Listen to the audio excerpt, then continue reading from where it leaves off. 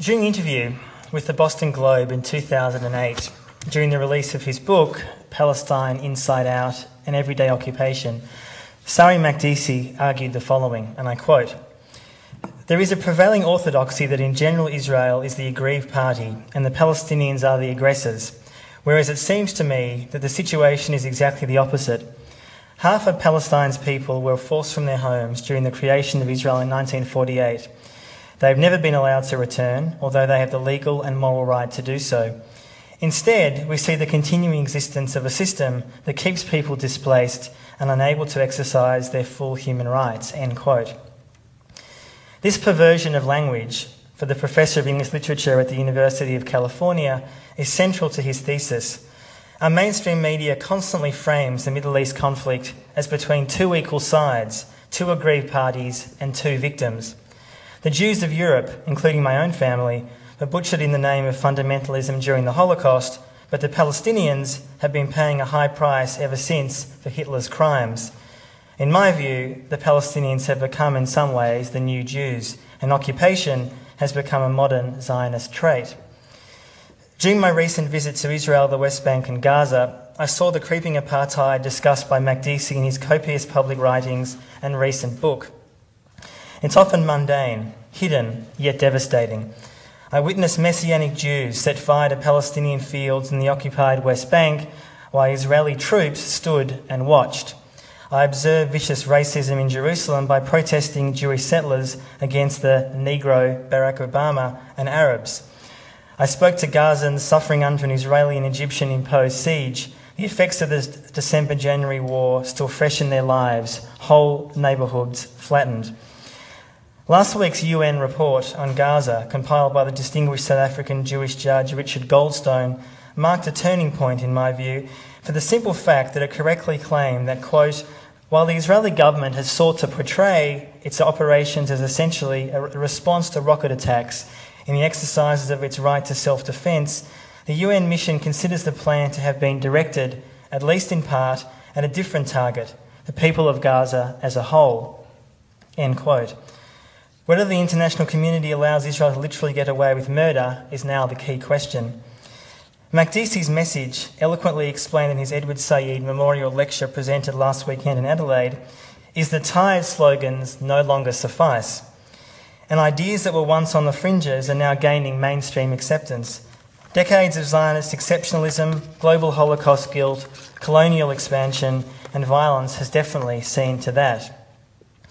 The following is a short extract from Makdisi's Said presentation, articulating the logical and only democratic answer to the conflict that I share with him.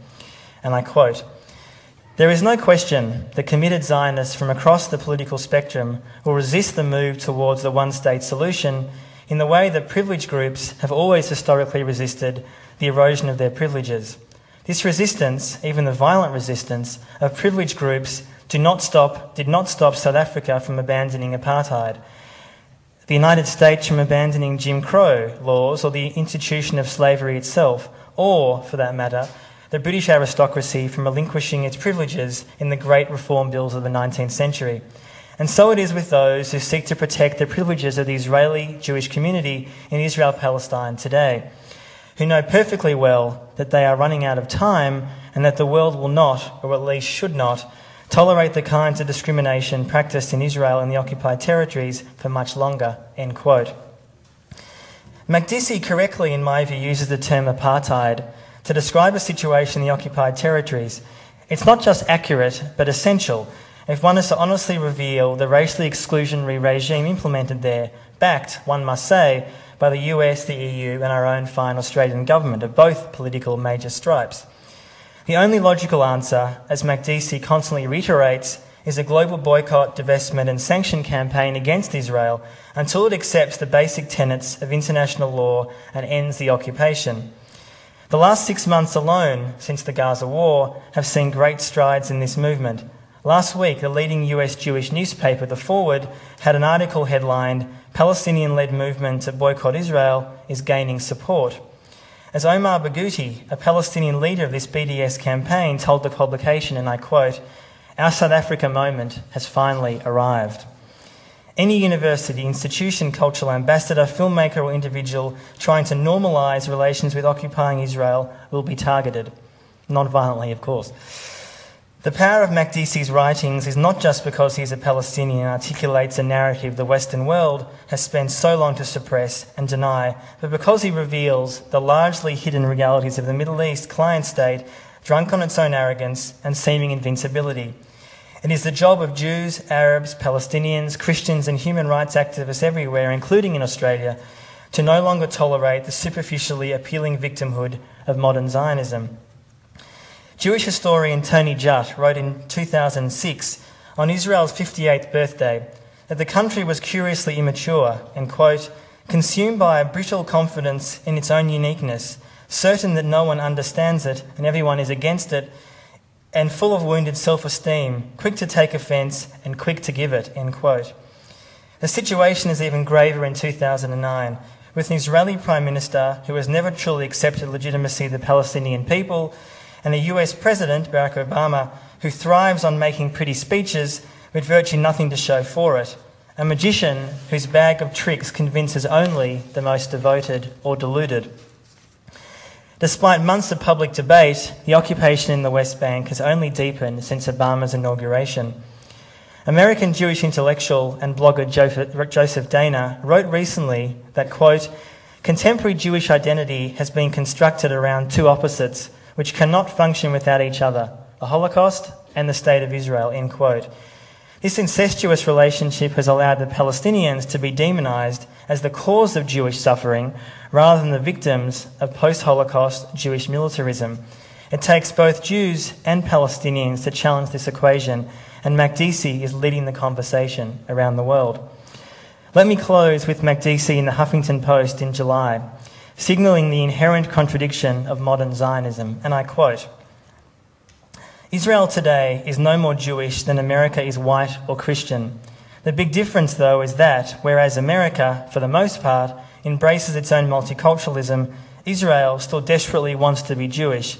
Its absurd demand to be recognised as such, no other state goes around impetuously demanding that others accept its own sense of its national character, is an expression of its own profound insecurity. Not its military insecurity. The only serious military threat Israel faces on its own territory is imaginary, but rather its anxious awareness of its status as a botched and hence forever incomplete settler colonial enterprise. Unlike Australia, there were too many Aboriginals left standing when the smoke cleared over the ruins of Palestine in 1948. And to this day, the Palestinians have simply refused to give up, go away, or somehow annul themselves, end quote. So I stand before you as a Jew who turns in shame at what my people have been doing in supporting a state with leaders who boast of imprisoning, killing and blocking another people. I'm honoured tonight to introduce Sari Makdisi, a man with both peace and justice on his mind. Thank you.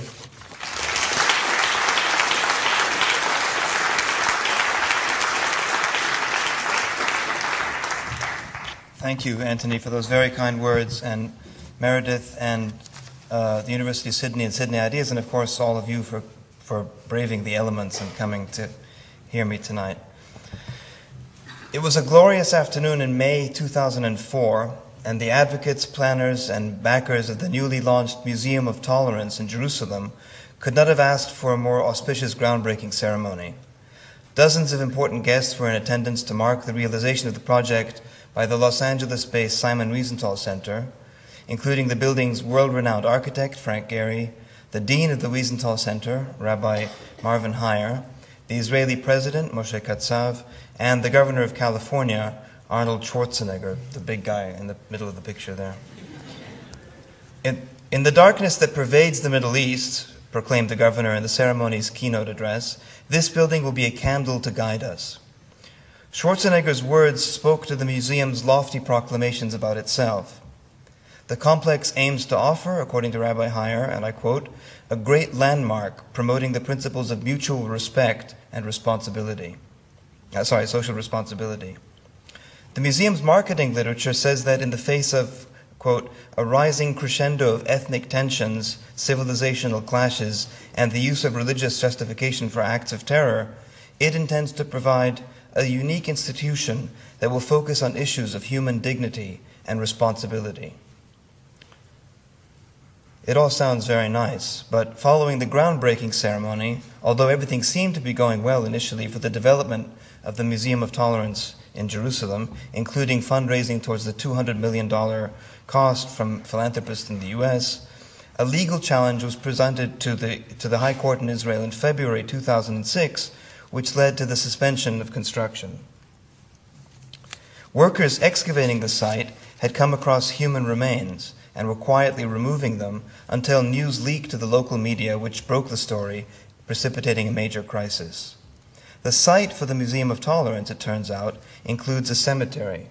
In fact, one of the most important Muslim cemeteries in all of Palestine, which had been in continual use for hundreds of years from the time of the Crusades until the uprooting of Palestine in 1948.